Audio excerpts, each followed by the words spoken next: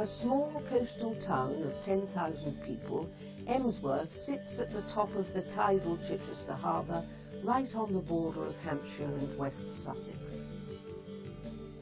Its name was first recorded in the 12th century, although the boundary parish of Warblington dates back to Saxon times and the Domesday Book. The town is defined by north, south, west streets and the High Street, which leads to the town centre, St Peter's Square, which is actually a triangle. South Street slopes gently down to the harbour and the town mill pond, which provided the water for one of Emsworth's 4 watermills. The town mill pond wall is a popular public walk, and the 2 men partly responsible for shaping modern Emsworth are commemorated here.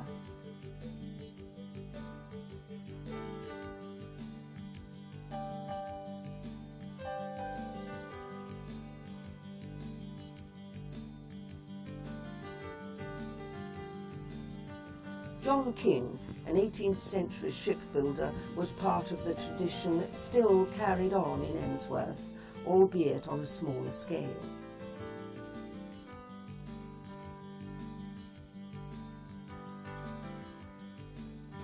The shipyards have now become upmarket housing.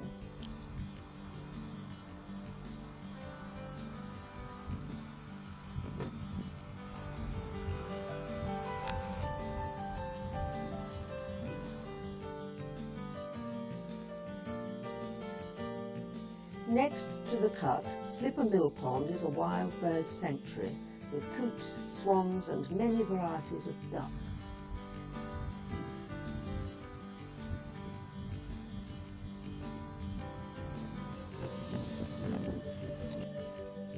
Tower Street, mainly 18th century houses built by prosperous grain and coal merchants, has no tower, but it does have a gap in the numbering of its houses, since 7 to 23 were demolished by a landmine in World War II. It still retains its steps down to the harbour. Some 20 years ago, a so-called short bypass cut through the town, and half of Emsworth lies north of this. North Street's Victorian Jubilee terraces lead to St James's Church, built in the 1840s, and then to the station of the same age. Emsworth children travel to neighbouring towns for secondary education.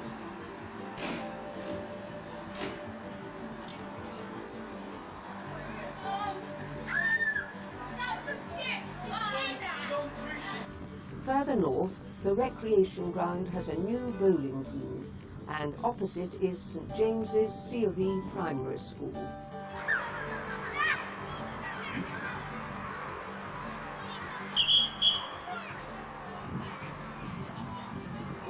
But I would like you to do your own, because I think you can come up with some very weird monsters.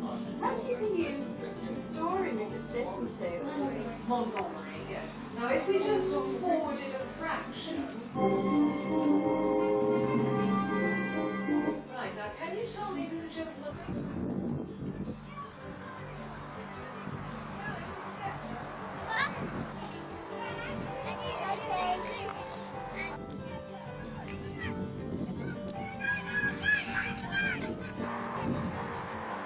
On the northern fringe of the town, just eating into Emsworth Common, which is actually a wood, is Spencer's Field, a large housing estate.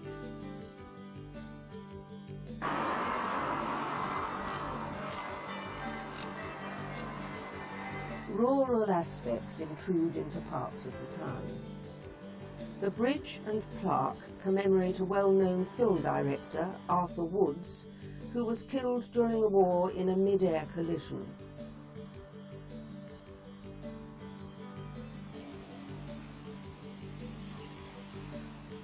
Returning down North Street to the centre, passing one of the town's 12 pubs, is the fire station, and above it the award-winning museum run by the Emsworth Maritime and Historical Trust. The other wildlife sanctuary close to town, on the border with West Sussex, is Peter Pond, where the swans nest. On the other side of town, our best-known resident lived in a house called Threepwood, which, like Emsworth, Beach Road and many other local names, appears in many of his books. On the western boundary of Emsworth lies Warblington Church, dating back to Saxon times, with its grave watchers' huts, and the remains of Warblington Castle, built by the Countess of Salisbury during the reign of Henry VIII and destroyed by Cromwell.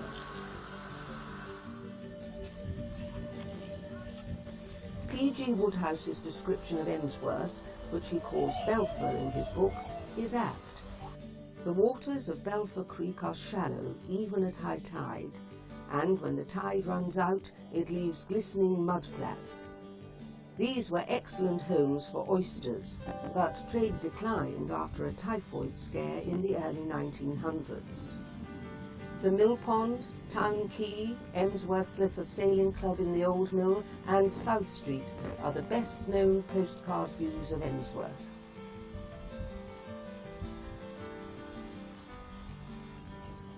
Emsworth is also reckoned to be one of the best sailing centres on the south coast, but only the sailors see this view of the foreshore with its footpath and the original Emsworth Sailing Club.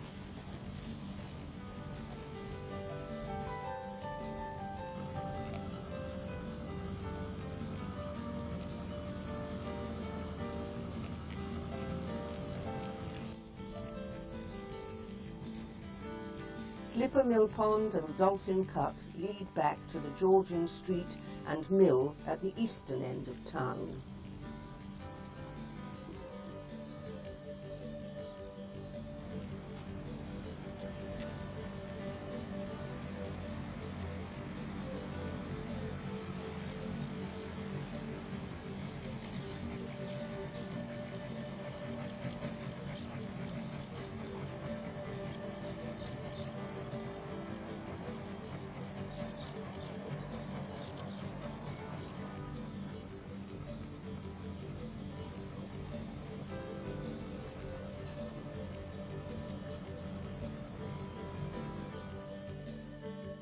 A good community spirit leads to several communal activities held on a regular basis. The annual Emsworth Show is held on August Bank Holiday.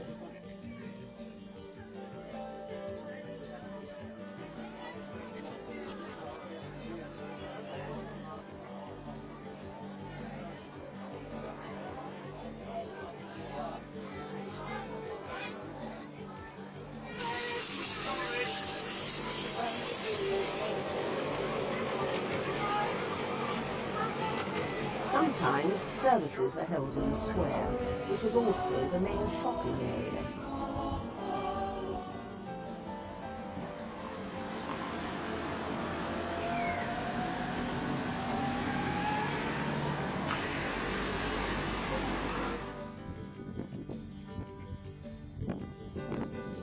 Lots of local children learn their water skills on the mill pond, and it's good for other activities, such as dragon boat races.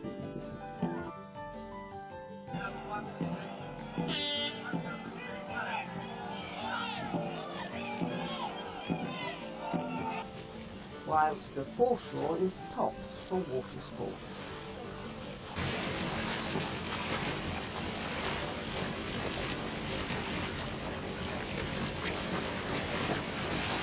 And once a year, one of the RNLI's champion fundraising events takes place on the quay.